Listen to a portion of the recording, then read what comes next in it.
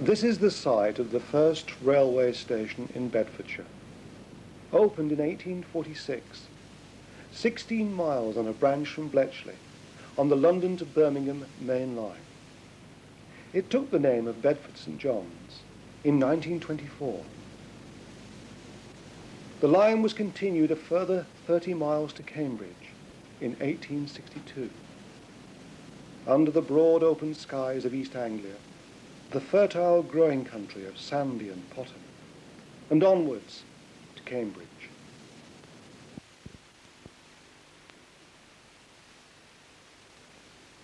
The rails that the Black Five and its modest train are passing along were removed in the early 1980s.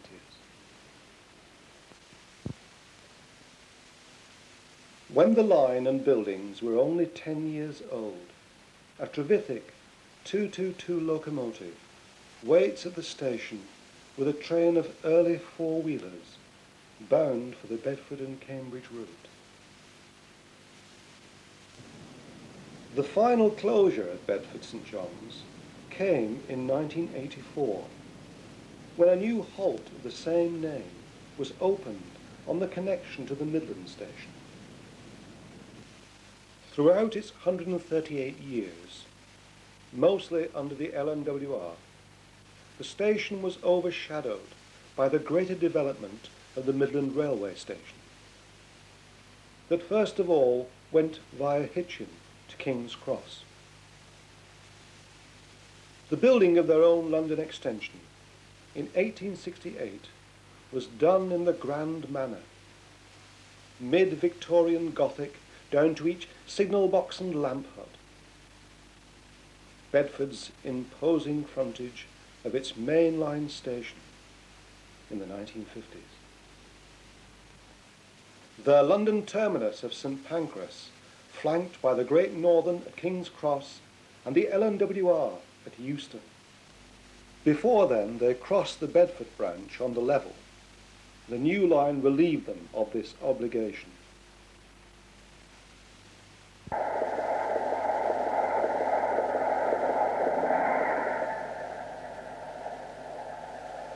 Connection between the rival companies at Bedford was tenuously held by a goods link, with a large LNWR goods shed alongside it. But there was never any exchange of passenger trains, which was more the pity and an inconvenience for the people of Bedford and through travellers. An alternative to their own London route at Bletchley was not encouraged by the LNWR. The two Class 45 peak diesels seen here are preparing to take a train to St Pancras in the early 60s.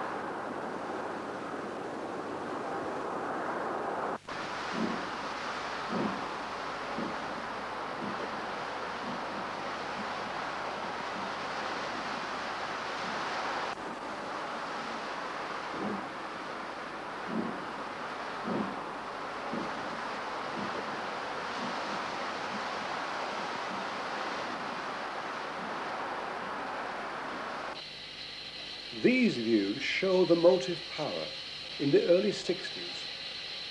Locomotives of the years of the LMS and British Railways on Bedford Shed. Most of the locomotives seen here are the work of Sir William Stanier, chief mechanical engineer of the LMS in the 30s. His Black 5 design is justly famous.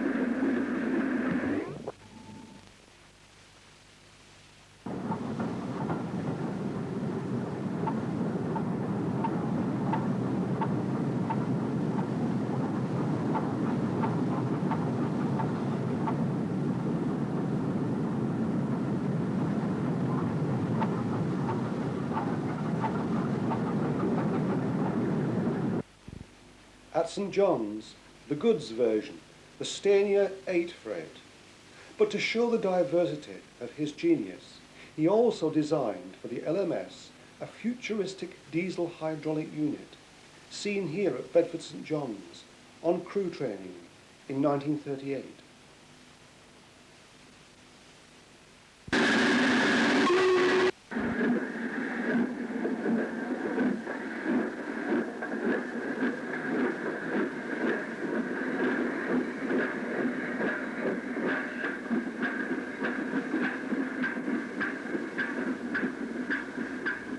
Rare scenes at St John's as a Black 5 leaves for Cambridge in the early 60s with a modest parcels passenger train.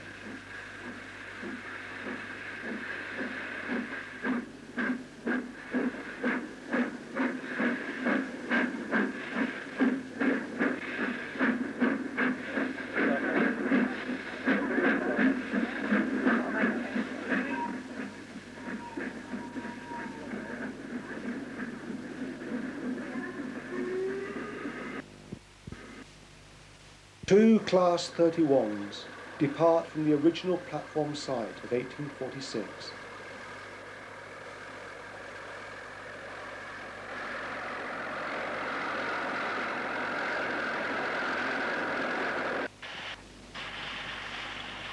Whilst two Class 31s labour round the curve to the Midland Station, the overgrown ground in the foreground once held the Bedford LNWR locomotive shed.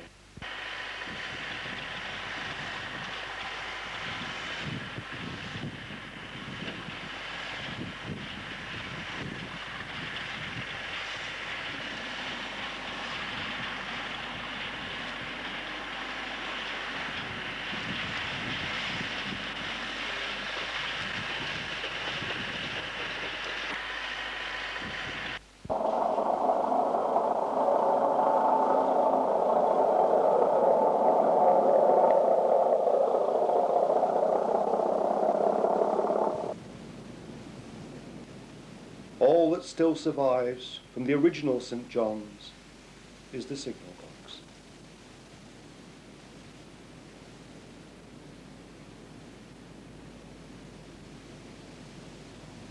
And a small concrete halt that bears the name and occupation of that same station on the one-time goods line to the rival. Between Bedford and Sandy, for 9 miles, the route was single track, crossing over the River Ouse on 3 bridges.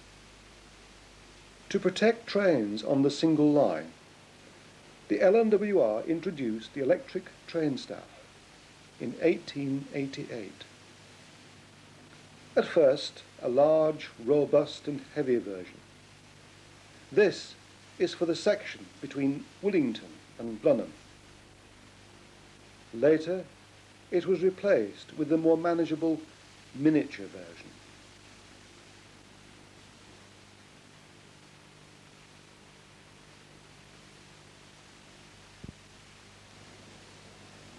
The 3 bridges, built for one set of rails, became a permanent restriction to the line. The parsimony of the Bedford and Cambridge Railway that built the line in having 3 expensive projects together was never overcome by the LNWR, who operated the line from taking over in 1865.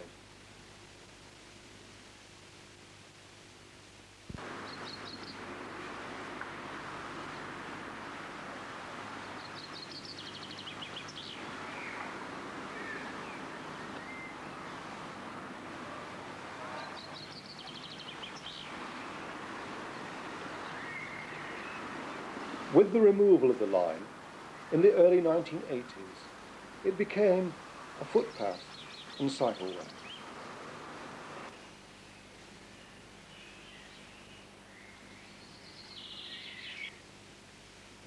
The last workings of coal were to Goldington Power Station, which had the last steam workings on the line. The once so important set of rails becoming almost forgotten, severed and without purpose.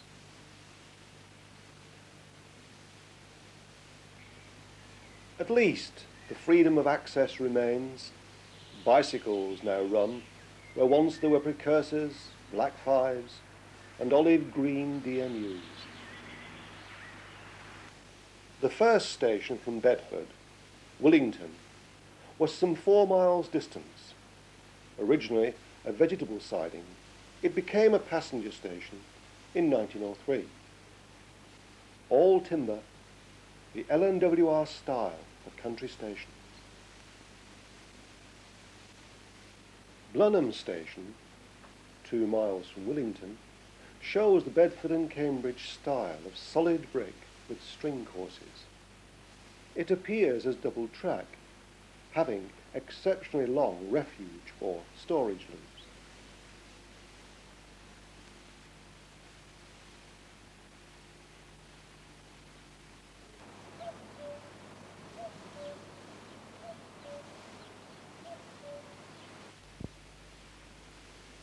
A gradient profile between Bedford and Cambridge. This makes clearly evident a long climb from Gamlingay towards Old North Road, for 6 miles, 4 of them at 1 in 105 through Haley Wood. Then, descending from a border summit towards the even landscapes of Cambridge.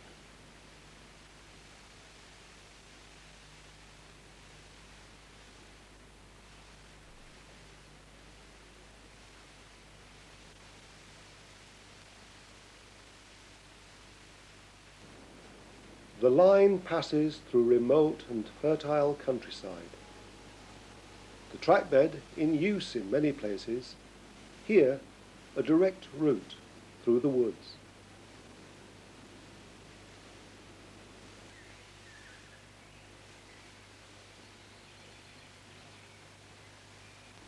In 1938, the LMS opened a halt alongside the A1 called Bedford Halt. The war ensured its closure in 1940. Here, as often elsewhere, the road has replaced the railway.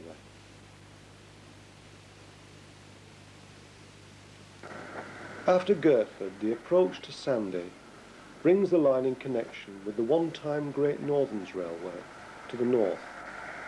Subsequently, the main line of the L&R between London and Edinburgh. In a pre-electric age, when the railways had the romance and character of steam, trains called the Yorkshire Pullman, the Queen of Scots, the Capitals Limited, and the Elizabethan, hauled by those masterpieces designed by Sir Nigel Breslin, named Golden Plover, Knight of the Thistle, and Sands of Eden.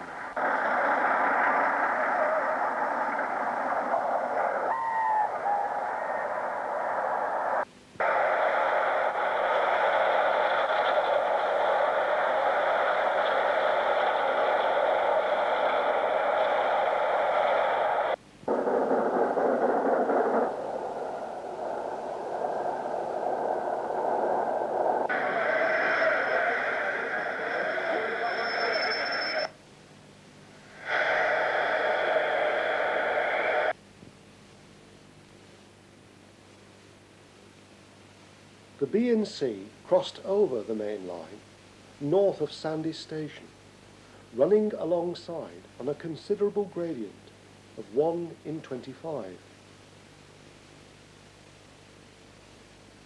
Ex-L&WR precursor hauling a Cambridge train in LMS days.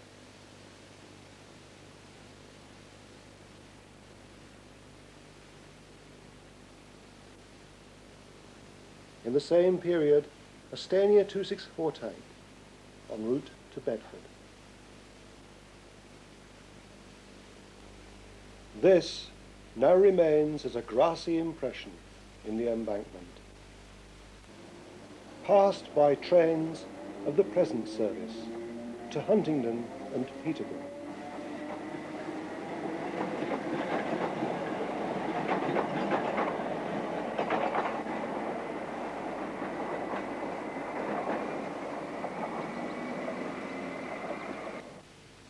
In prospect of a fast outer London freight route, the old bridge was replaced in 1958, 10 years before closure.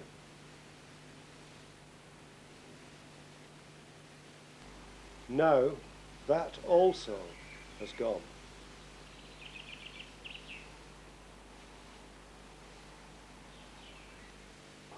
The East Coast main line of the present, with Class 91s,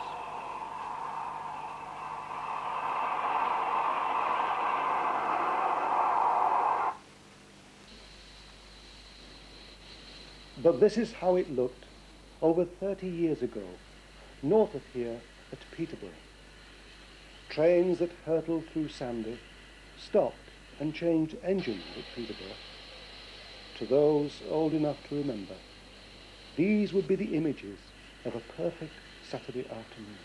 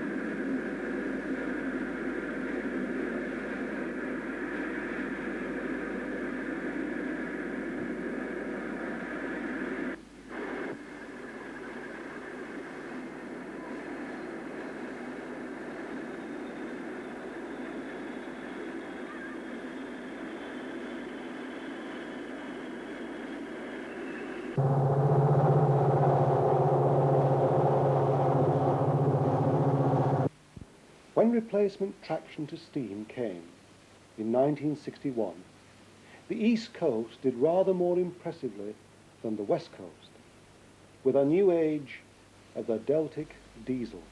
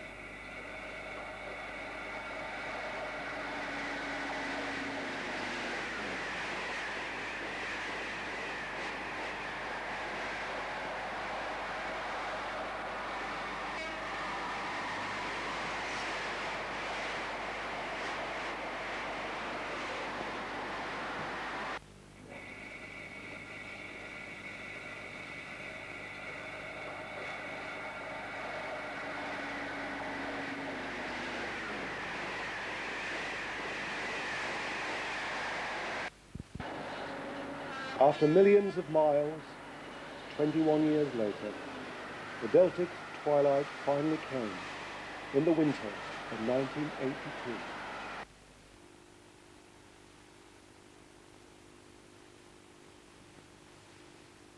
For years, the Great Northern Station and the LNWR station operated facing each other across the busy main lines, with goods interchange facilities between them. Centre stage held by the Great Northern, and later as the LNER, with non-stop expresses of beautiful Pullman trains.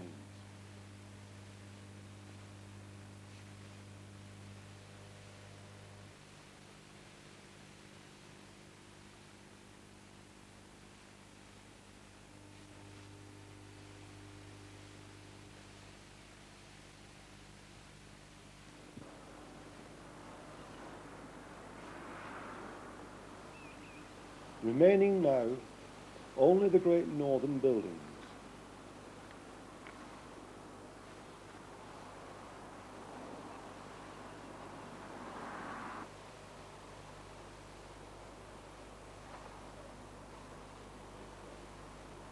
With the fertilizer works siding, appropriate to an area of such intensive fruit and vegetable farming.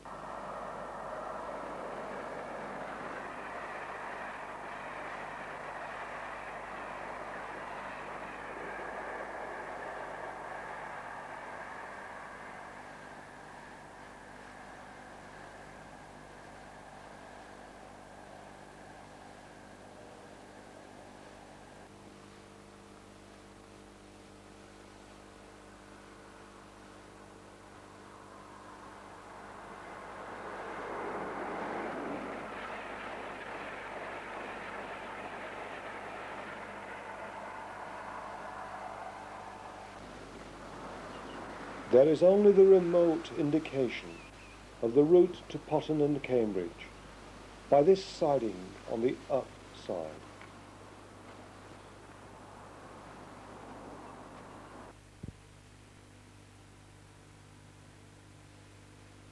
Potton was the only station on a curve, and the only station, other than Sandy, to have the magnificent cast iron canopy.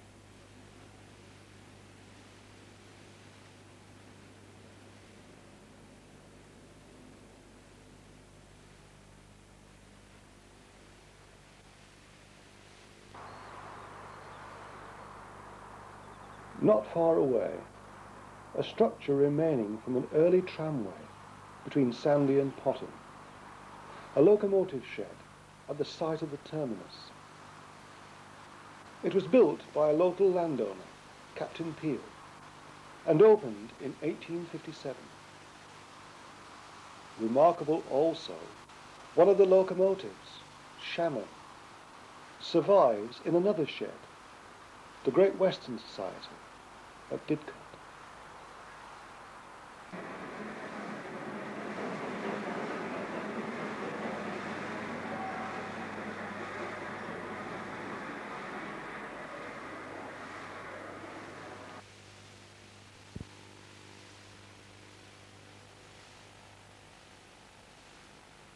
George Howe, railwayman and restorer at Potton Station.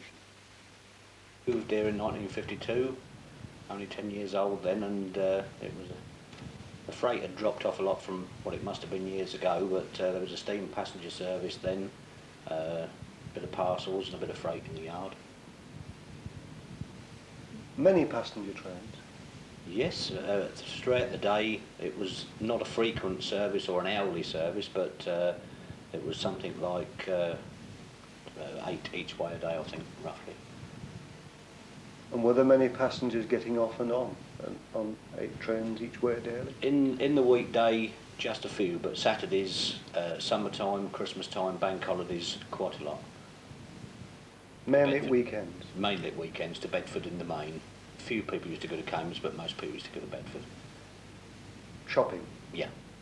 And a few workers on the first train in the morning and tea time, and the school children on the first train to Bedford Modern School used to have quite a few on there from Gamlingay as well, and Potton and along the line, and coming home on the 10 to 5. What kind of locos would be hauling those trains, do you remember? A good mixture. Predominantly Bletchley supplied the power for this line, but the first train to Bedford and eventually on to Oxford in the morning in that particular time of the day, 52, and that sort of period, was a Claude, and that used to go through to Oxford and wind its way back here at 6:20 at night. Any numbers you remember? Yes, 62585 day after day after day until she failed, and I think it failed a couple of times and then it was out of traffic. 43089, then one of the Midland moguls took over and done the same thing until more or less the end of steam. There may have been other ones when they was in shops under repair or whatever, but basically, you know, that 62585 in particular was a bit of a long stay up here. Any special trains, special events that you remember? Yes, Farnborough Air Display, that used to supply the Cambridge Buffy set. Indeed, one day it came through here and they hadn't even turned the board round and it still said Cambridge Buffy. That's one thing that I remember. That used to run to Farnborough Air Display. We used to have various seaside specials to Hunstanton and Yarmouth in the main. A few Clactons used to go to Cambridge reverse and up the Sudbury branch, Marks Tay, Colchester and on to Clacton. And a Blackpool, there was a period of time going right back really in the steam days where we had some Blackpool illumination excursions as well, but they didn't last for a long time, but they did run periodically, you know, odd few years. And that was to Bletchley, obviously reverse and through to Bletchley. About how many people would it take, from your recollection, to man a station of this size? Well, you could go right through from 2:45 to 1. Basically, when it was busy, and I suppose just about when I moved to Potton, the staff here then was a signalman on each shift, a porter signalman who used to go between the shifts or open Potton number 2 as required to go into that end of the yard, or indeed go down to Sandy Heath for the petrol trains, which were occasional, but he might do that type of thing, and because a porter signalman could always do a bit of work on the station as well, porter signalman, hence his name. A clerk, passenger-wise, in the booking office, a clerk freight-wise down the freight office, and a checker who checked the freight in and out. About 52 to about, I suppose, roughly 55, just guessing there, we had that type of staff here with the station master, of course. And then, obviously, there was a decline through that period, as there had been before, and the checker would go, the goods clerk would go, the passenger clerk would do the lot, and the station master, and the signal boxes, I think we went down to the 2 signalmen then, and if the other box opened, they'd shut this box up and go down to there.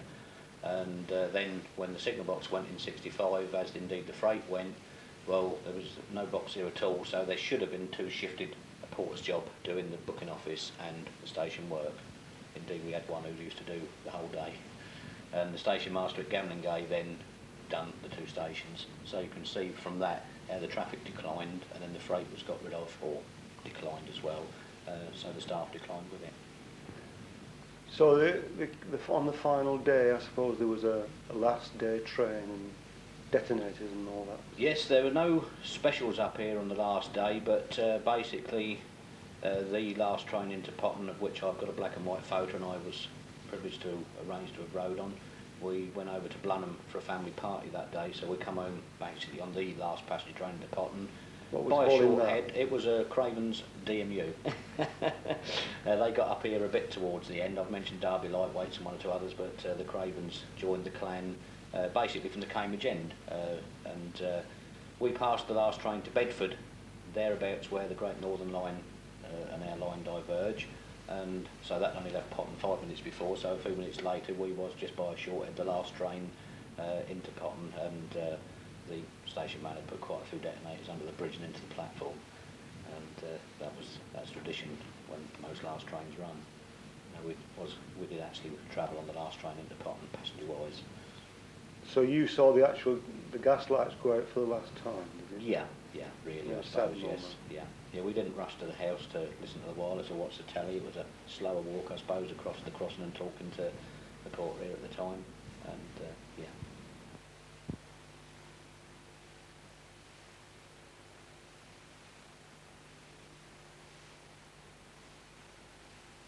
The track bed beyond Potton is largely a matter of reclamation to the adjoining landscape and farm tractors. Now rail isolated, the 3 stations and their buildings are strictly private. Gamlingay at 15 miles.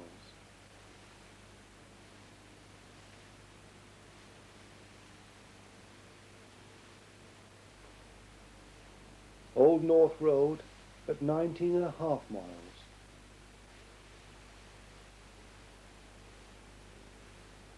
Whilst Lord's Bridge Station survives to an interesting purpose, being part of the University of Cambridge radio astronomy. Huge radio telescopes tower above the track.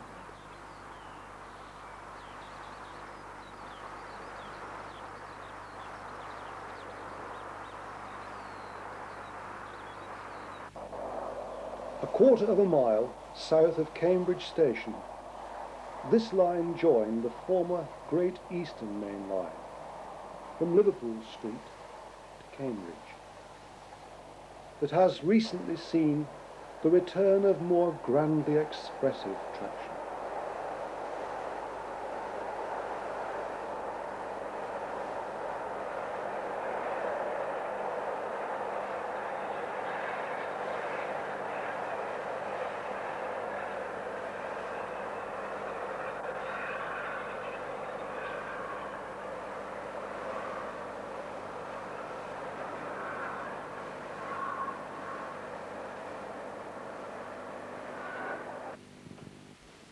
Whatever rivalry may exist between Oxford and Cambridge, Cambridge unquestionably carries the blue riband for railway stations. Oxford was never satisfactorily resolved until recently, whereas Cambridge still possesses this grand colonnaded front on a building attributed to Francis Thompson. Behind it is the single-through platform and the north and south bays, the south for trains to Oxford and King's Cross. This view in 1935 shows the experimental rubber-tired Michelin train. Trains still leave this bay for King's Cross, now hauled by 317 units. Electrification came in 1986.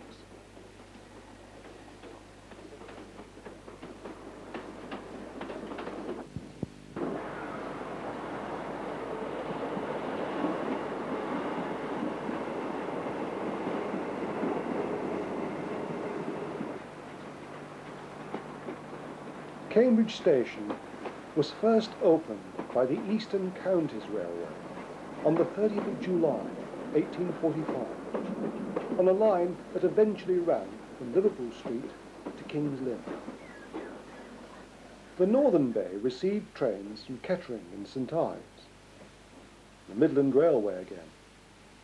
This meant that 4 major railway companies had goods and steam sheds grouped around the station.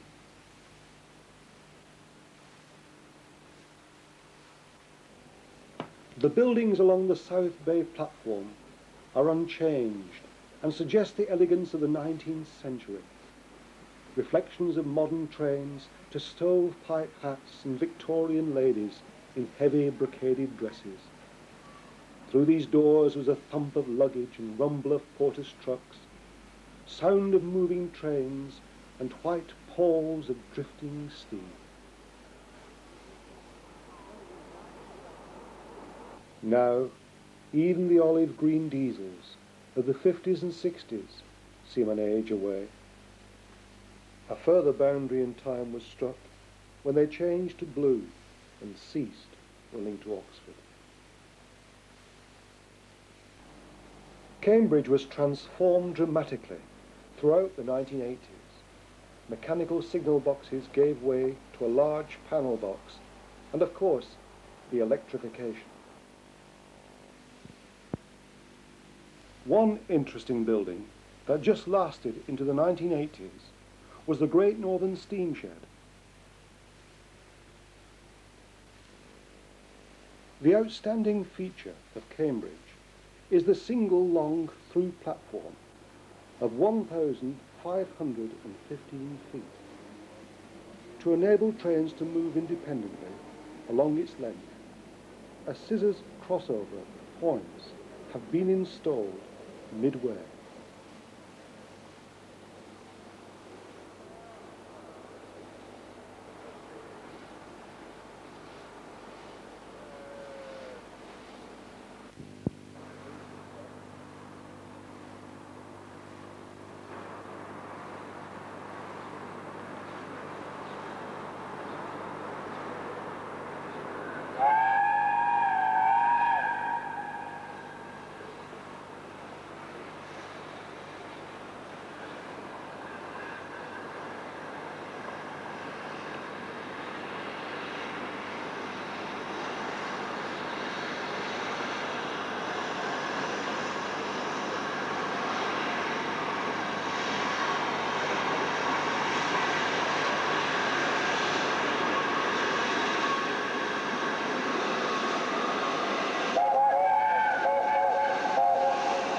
The arrival of Class 7 Pacific, Britannia, recalls scenes of over 40 years ago.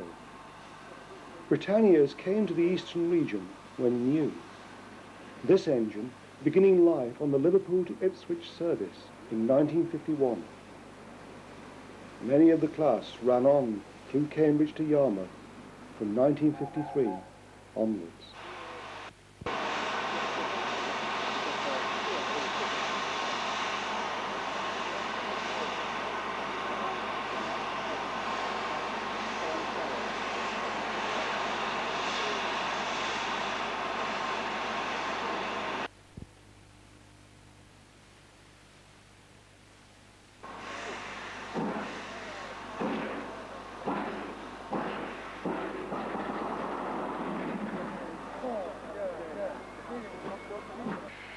The Duke of Gloucester heads south, passing by the new Cambridge panel box.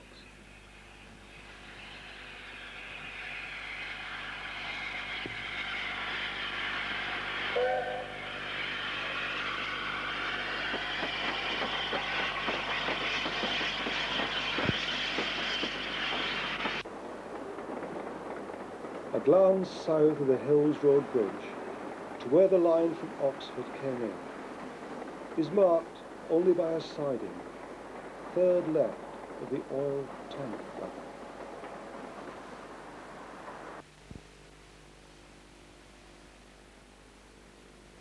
A route across England of some diversity, meeting with many other lines radiating north from London.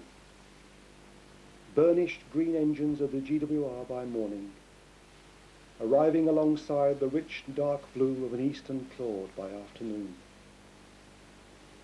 Through it all are the people that work the line, seen here at Bletchley in 1908.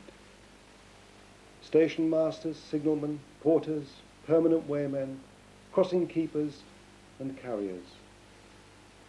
They look out from an age more secure in many ways to our own, and the certainty of the railway as a public service.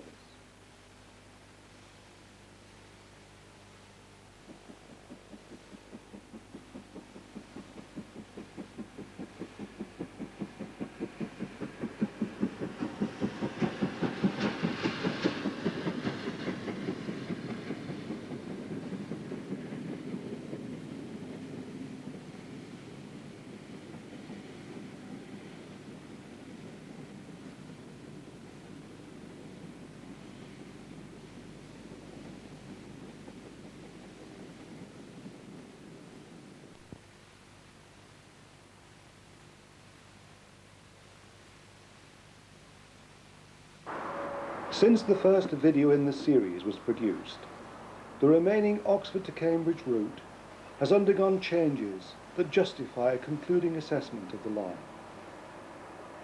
After 6 years, Bicester continues to enjoy its service with the smart and efficient turbos.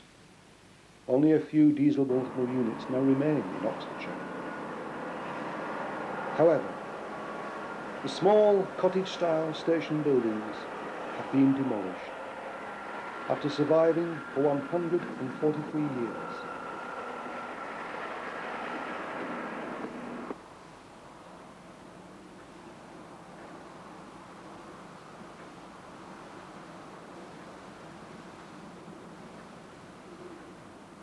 The line beyond has now been mothballed by British Rail, which means in effect that all its remaining freight services have been rerouted elsewhere or ceased to be. Visually, it does not inspire hope for the optimistic prospect of an Oxford, Aylesbury, Milton Keynes service.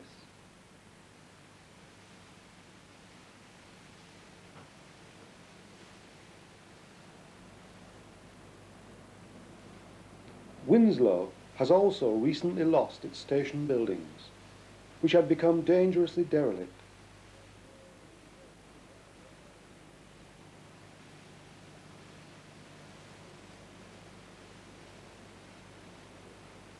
It appears now that the lordly visit of an HST on the line in February 1993 had all the poignancy of a farewell tour. A station that had seen Stephenson's long-boarded engines, Trevithick 222s, and lines of the beautifully panelled white and dark red coaches of the LNWR, finally witnessed the high-speed dynamics of the late 20th century.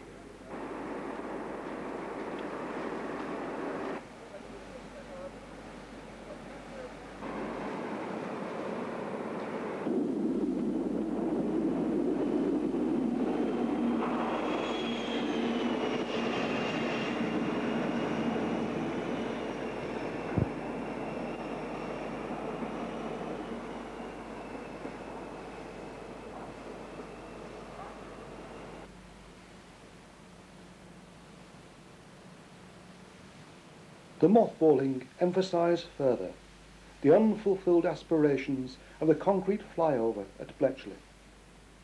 In its time since 1962, seeing only a small fraction of its intended use of 80 trains each day, it has now succumbed to a complete vacancy of purpose.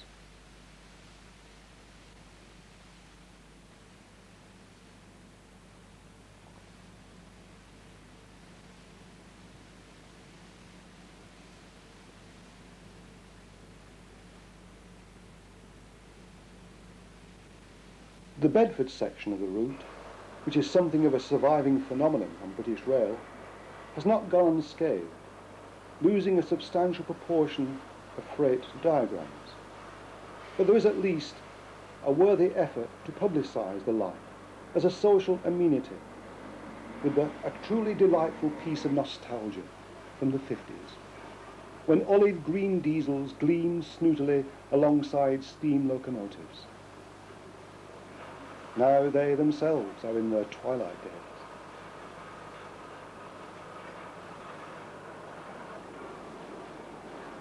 British Railways. The name recollects the period from 1948 to 1968 and all the associated images for those that knew that time. The heritage train, as it is called, rolls over the points at Bletchley and moves on to the Bedford branch.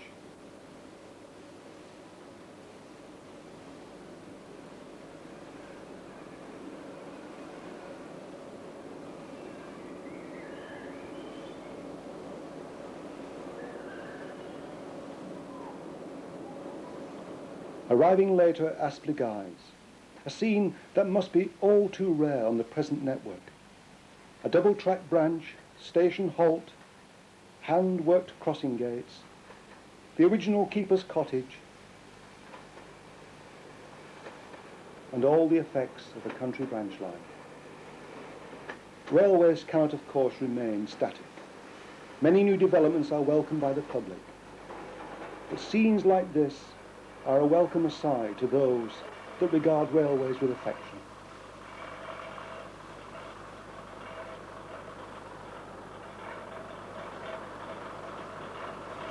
On it goes, with all our hopes that it will prevail as bravely as it has done in the past.